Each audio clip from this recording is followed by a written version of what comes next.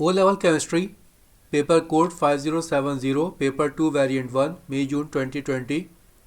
And today we are going to solve Section A of the paper. Section A, first question. Choose from the following oxides to answer the question. Here we have a list of oxides. Each oxide may be used once, more than once, or not at all. Which oxide is used as a food preservative? In the list of the oxides given here, one member is sulfur dioxide. This sulfur dioxide we use as a food preservative. So our answer is sulfur dioxide. Next one, part B, it is amphoteric. Amphoteric oxides are those oxides that have both acidic and basic characteristic. If we check the list here, in the list we have zinc oxide. Zinc oxide is an amphoteric oxide, so here our answer is zinc oxide. C part has a molecule that contains only 15 protons. Here we have to find out the number of protons in a molecule. The key word is molecule. Now the first oxide, here calcium oxide. Calcium oxide is an ionic compound, so it is not a molecule. Second one, carbon monoxide. Carbon monoxide has a simple molecular structure. It is a molecule. Now in this molecule, we have one carbon and one oxygen. For carbon, the proton number is 6. For oxygen, it is 8. So total number of proton will be 6 plus 8, 14. Next member, copper oxide. Again, copper oxide is not a molecule. It has a giant ionic structure. Move to next one, nitrogen dioxide. Nitrogen dioxide is a molecule. It has simple molecular structure, and in this molecule we have one nitrogen and two oxygen.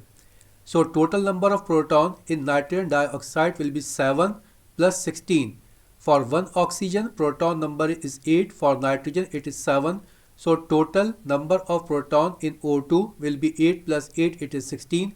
In nitrogen, it is 7. So total it will be 23. Next one, nitrogen monoxide. In nitrogen monoxide, we have one nitrogen and one oxygen. For nitrogen, number of proton is 7. For oxygen, it is 8. 8 plus 7, it is 15. So here our correct answer is nitrogen monoxide. In nitrogen monoxide, total number of proton is 15. So in C, our answer is nitrogen monoxide.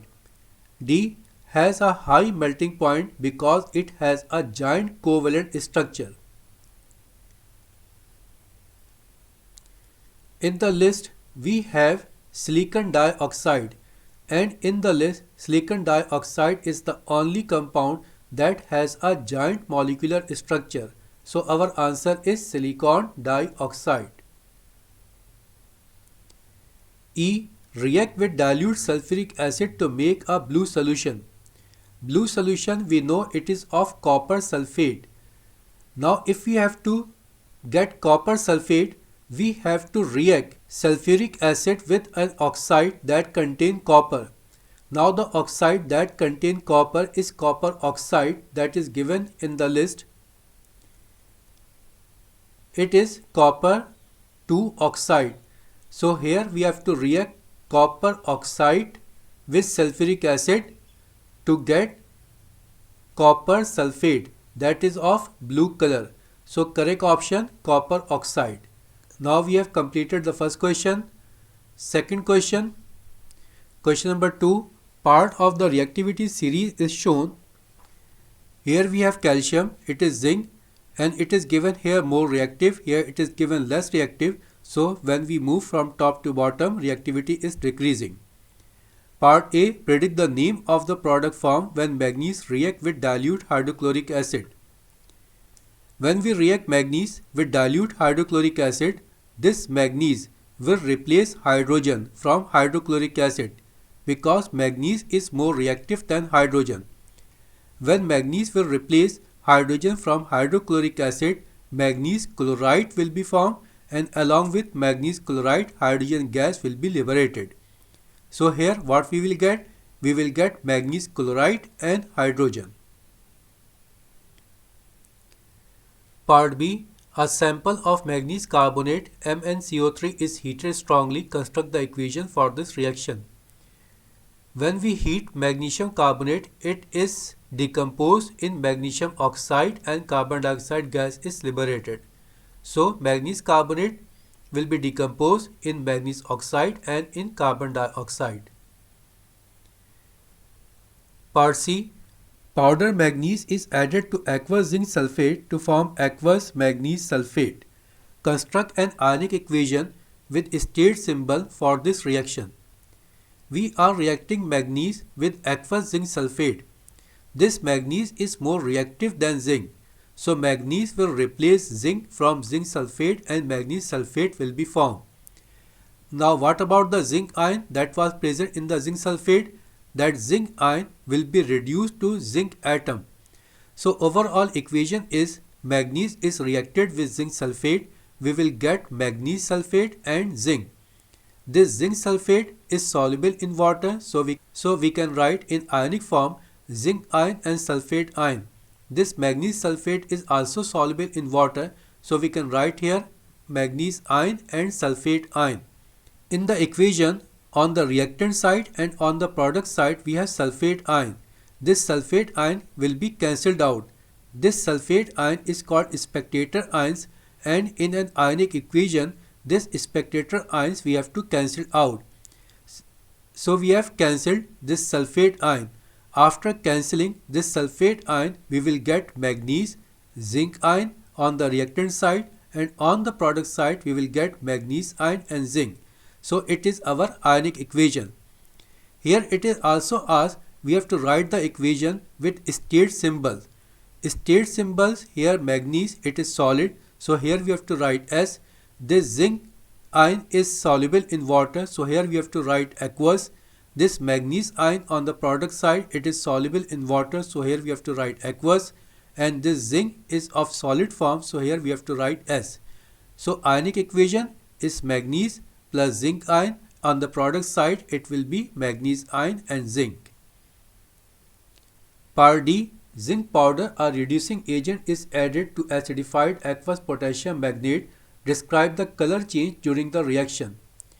Potassium magnate is of purple color, and this purple color is because of the presence of magnate ion. When we will react this acidified potassium magnate with zinc, we will get potassium sulfate, magnesium sulfate, zinc sulfate and water. So in the product we will not have the magnate ion. Since in the product we don't have magnate ion, so definitely the color will not be purple. So we can write here the color will be changed from purple to colorless. So here our answer is purple to colorless. Part E. Aluminum is extracted by the electrolysis of aluminum oxide dissolved in molten cryolite. Write the electrode equation for the formation of aluminum atoms at the cathode.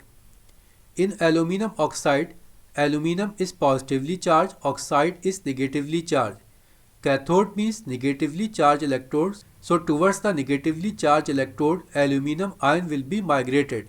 And at the negatively charged electrode at the cathode, this aluminum ion will gain electron and it will be converted to aluminum atom. So in the balance form, aluminum has +3 charge, so aluminum will gain 3 electron and it will be converted to aluminum atom. Next part, write the electrode equation for the formation of oxygen molecules at the anode. At the positive electrode, at the anode, there will be oxide ion and these oxide ion will lose electron and oxygen gas will be liberated. So in balance form, we have to write 2 oxide ion. It will lose 4 electron and oxygen gas will be liberated. Part F. State one advantage of recycling aluminum. By recycling aluminum, we can save our aluminum reservoir, or simply we can say we can save the natural resources. Okay, we have completed question number 2. Next question. Question number 3. The equation for the decomposition of hydrogen peroxide is shown. A sample containing 1 mole of hydrogen peroxide is completely decomposed. This sample releases 98 kilojoule of heat energy. Part A. Calculate the heat energy release when 680 gram of hydrogen peroxide is completely decomposed. Here it is given from 1 mole of hydrogen peroxide we get 98 kilojoule of heat energy. Now first we check in 1 mole of hydrogen peroxide what is the mass of hydrogen peroxide. In 1 mole of hydrogen peroxide we have 2 hydrogen and 2 oxygen. So total molecular mass of 1 mole of hydrogen peroxide will be 1 multiplied by 2, it will be 2. For oxygen atomic mass is 16, so here 16 multiplied by 2, it will be 32. Total 32 plus 2, it will be 34. So in 1 mole of hydrogen peroxide total mass is 34 gram. From 34 gram or from 1 mole of hydrogen peroxide we get 98 kilojoule of heat energy. So we can write here from 34 gram of hydrogen peroxide we get 98 kilojoule of energy. Now from 680 gram how much energy we will get? 680 multiplied by 98 divided by 34 we will get 1960 kilojoule. So the energy released from 680 gram of hydrogen peroxide will be 1960 kilojoules. Part B. Use ideas about bond breaking and bond forming to explain why the decomposition of hydrogen peroxide is exothermic. In bond breaking, energy is absorbed. In bond forming, energy is released. If the bond forming energy is more as compared to bond breaking energy, then it is called exothermic reaction, and in this reaction energy is released. Since here it is given that in this reaction we get energy 98 kilojoule, energy is released 98 kilojoule, so this reaction is exothermic. Since this reaction is exothermic, so here we can say bond formation energy is more as compared to bond breaking energy. So what you have to write here? In bond breaking, energy is absorbed. In bond formation, energy is released. In the given reaction, energy is released. Means the reaction is exothermic.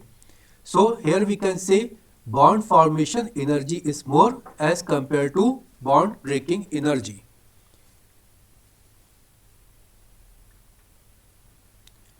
Part C. The energy profile diagram for the decomposition of hydrogen peroxide is shown. Identify the energy changes, change A and change B.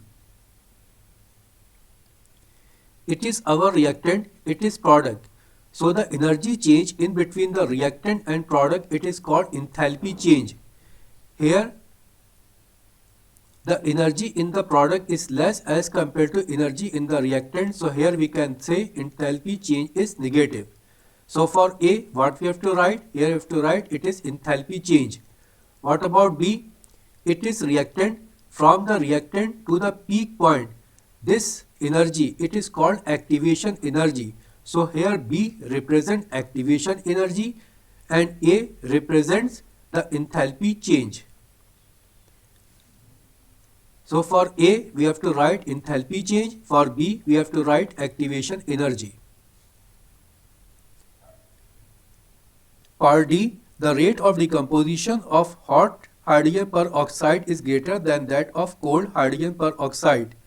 Use ideas about particles to explain why. Hot means temperature is more.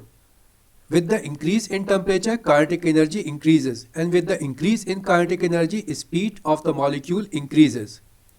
So here we can say speed of the molecule depends on temperature. With the increase in temperature, speed of molecule increase, and with the decrease in temperature, speed of the molecule will decrease. So when hydrogen peroxide is hot, means when the temperature is more, there will be more frequent collision in between the molecules. And when the molecule will collide more frequently, there will be more successful collision. And with the increase of more successful collision, the rate of reaction will be increased. So here we can say when hydrogen peroxide is hot, the rate of reaction will be more as compared to when hydrogen peroxide is cold. Okay, it is end of the question. Now we have to move to next question. Question number 4. The table shows some properties of 5 ester. Here we have 5 ester. It is methyl ethanoate, second one ethyl ethanoate, propyl ethanoate, butyl ethanoate and pentyl ethanoate. The structure, relative molecular mass, melting point and boiling point of these esters are given. Part A. These esters are part of a homologous series. State 2 characteristic of a homologous series. For the characteristic of homologous series, the first characteristic is same Journal formula. All the members of a homologous series will have same Journal formula. Here if we check this methyl ethanoate, here this CH3 it is methyl radical, then we have COO group, then again we have a methyl radical. If we check this ethyl ethanoate, here we have methyl radical, then COO group, then ethyl radical. Again here we have methyl radical, then COO group, then again here we have propyl radical. So in all the esters we will notice that with COO group on one side one alkyl radical and on the other side one alkyl radical is attached. These alkyl radical may be same or may be different. In the first one these alkyl radicals are same, in the second one these alkyl radicals are different.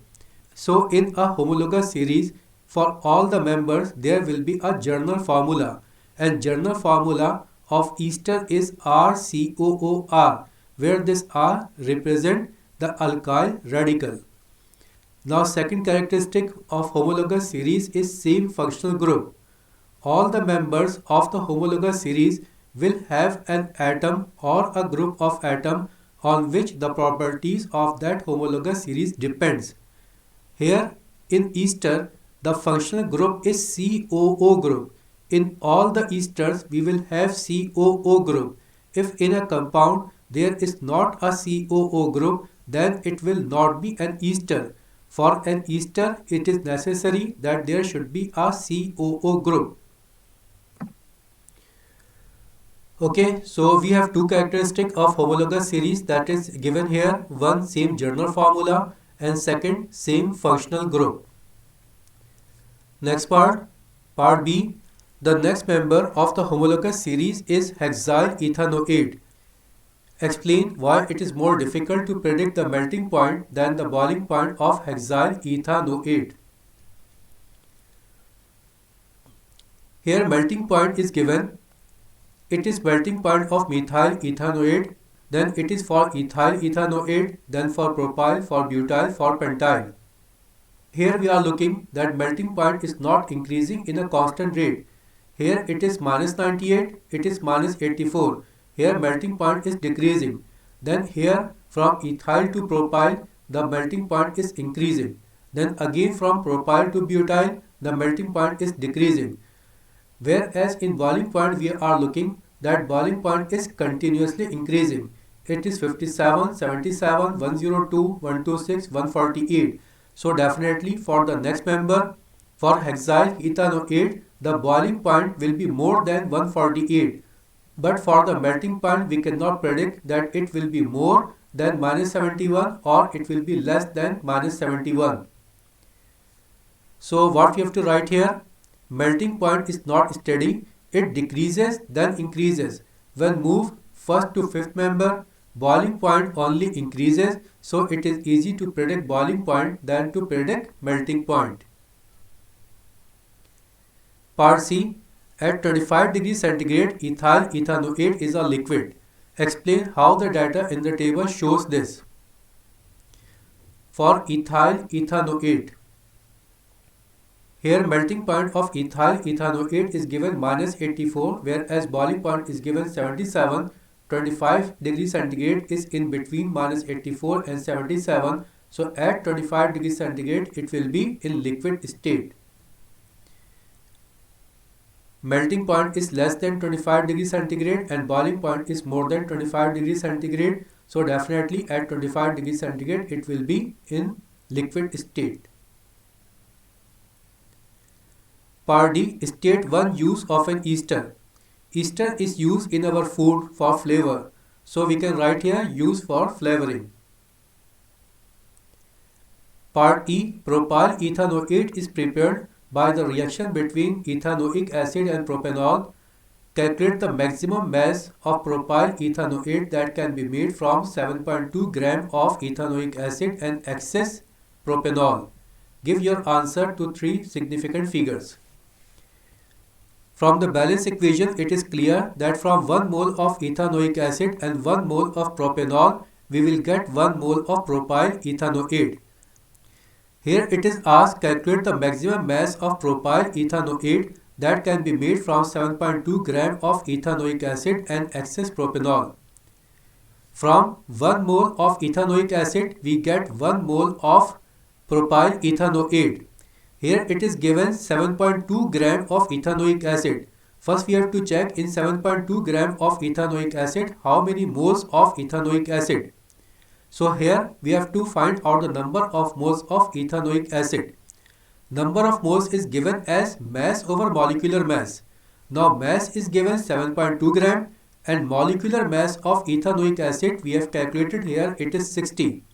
So here number of moles of ethanoic acid will be equal to 7.2 over 60 and it will be equal to 0.12 moles. So number of moles of ethanoic acid is 0.12 mole. Now here it is given that from 1 mole of ethanoic acid we get 1 mole of propyl ethanoate. So from 0.12 mole of ethanoic acid we will get 0.12 mole of propyl ethanoate. So number of moles of propyl ethanoate will be 0.12 mole. Now with the help of this 0.12 mole we can calculate the mass of propyl ethanoate. Now mass of propyl ethanoate will be equal to number of moles multiplied by molecular mass. Because number of moles is equal to mass over molecular mass, so mass will be equal to number of moles into molecular mass. That's why we have written here mass of propyl ethanoate is equal to number of moles into molecular mass of propyl ethanoate. Now number of moles 0.12. What is molecular mass? Molecular mass of this propyl ethanoate we have to calculate. Here in this propyl ethanoate how many carbon we have? 1, 2, 3, 4, 5 carbon. For 1 carbon the weight is 12. So for 5 carbon it will be 12 multiplied by 5. Now what about the oxygen? Here we have 2 oxygen. For 1 oxygen it is 16. So for 2 oxygen it will be 16 multiplied by 2. What about the hydrogen? Here we have 3, 2, 5, then 7 and then 10. Total hydrogen 10. For 1 hydrogen mass is 1. So for 10 hydrogen it will be 1 multiplied by 10.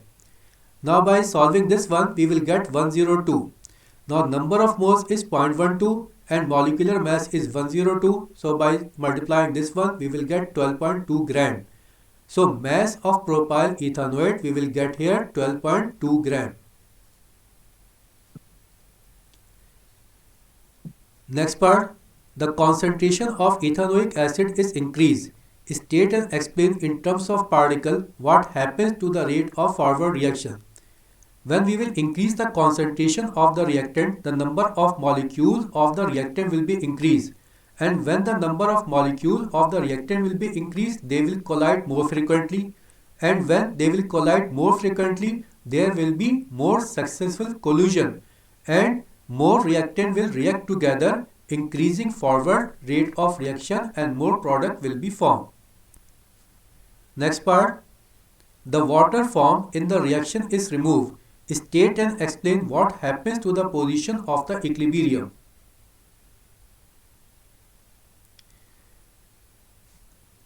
When we will remove water molecule, the equilibrium will be disturbed and the reaction will try to attain the equilibrium position again.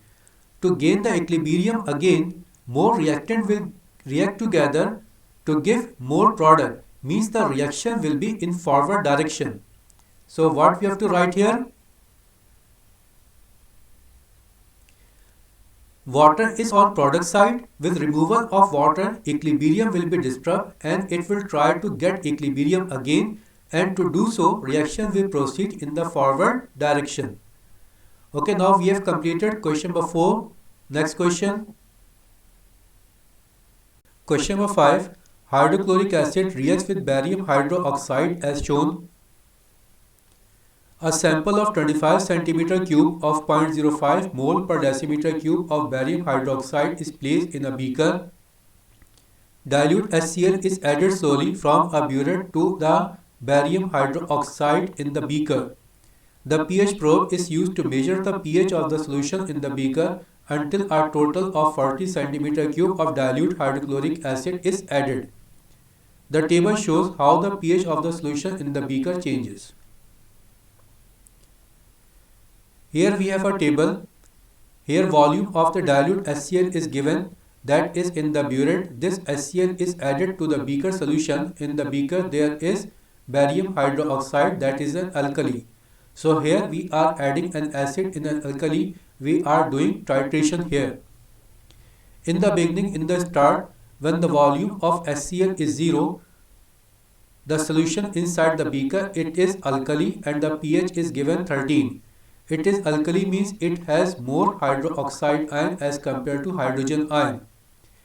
Now by adding dilute hydrochloric acid in the beaker, the pH value of the solution in the beaker is decreasing. When we have added 20 cm cube of HCl, the pH value of the solution in the beaker is 7, means it is completely neutralized. Now with the further increase of volume of acid, here hydrogen ion concentration will be increased, and because of the increase in hydrogen ion concentration, this solution will become acidic. So before 7 it was alkaline because here hydroxide ion concentration was more. Now after 7 it is acidic in nature because here now hydrogen ion concentration is increased. Part A.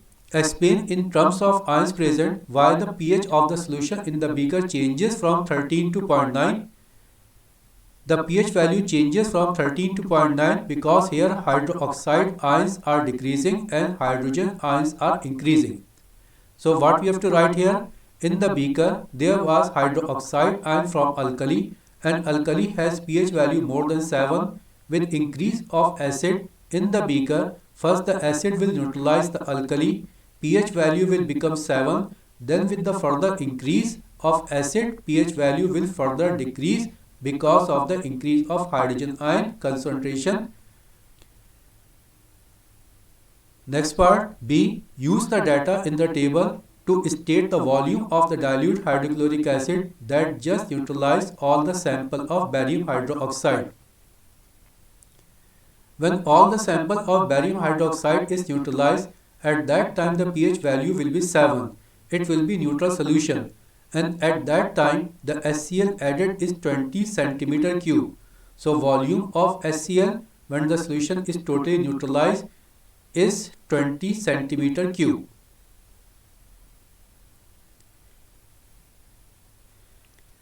Part C. Use your answer to B to calculate the concentration in mole per decimeter cube of the dilute hydrochloric acid. To find out the concentration of dilute hydrochloric acid, first we have to find out the number of moles of HCl. And to find out the number of moles of HCl, first we have to calculate the number of moles of barium hydroxide. Now to find out the number of moles of barium hydroxide, we have to use the formula concentration into volume. Now concentration and volume both of barium hydroxide is given. Volume is given 25 cm cube, concentration is given 0.0500 mole per decimeter cube. Here volume is given in centimeter cube. So this volume we have to convert from centimeter cube to decimeter cube.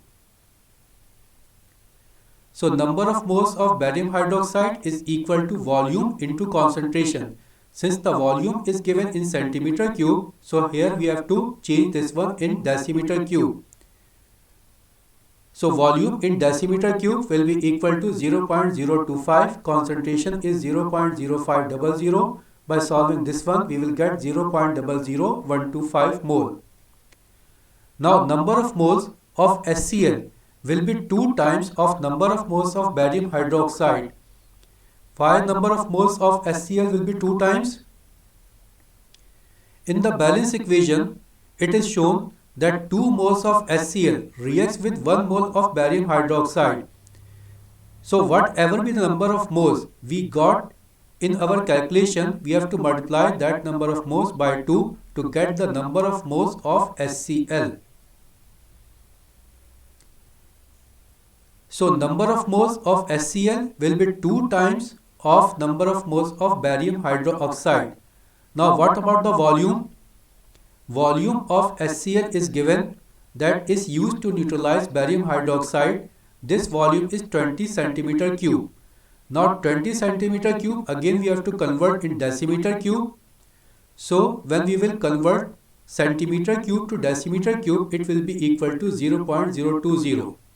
Now concentration is given as number of moles over volume in decimeter cube.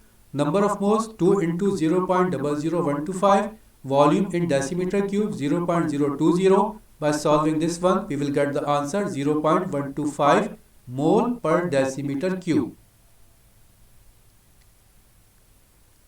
Question number 6.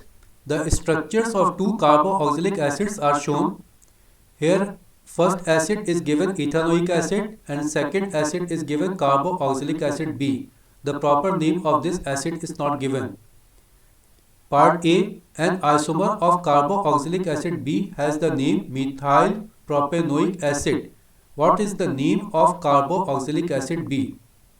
For this carboxylic acid B, how many carbon atoms here? Here 1, 2, 3, 4. 4 carbon atom. So the name will start from but. Now for carboxylic acid, we use a suffix oic acid. So the name will be butanoic acid. So carboxylic acid B is butanoic acid. Second part, what is the meaning of term isomer? Isomer means same molecular formula but different structure formula. Next part, B. Vinegar contains ethanoic acid. Describe the formation of vinegar from ethanol. We prepare vinegar from ethanol by oxidation reaction in presence of bacteria, and this reaction is called oxidative fermentation. Part C. Ethanoic acid reacts with calcium carbonate. Number 1. Give the formula of the calcium salt formed in this reaction. When we react ethanoic acid with calcium carbonate, we get a salt. The name of the salt is calcium acetate. The formula of calcium acetate is CaCH3COO twice. And with this calcium acetate, we get carbon dioxide and water. So in the first part, it is asked, give the formula of the calcium salt formed in this reaction. So the name of the compound is calcium acetate and the formula is CaCH3COO twice. Second part, name the other 2 products formed in the reaction. The other 2 products are carbon dioxide and water. So here we have to write down carbon dioxide and water.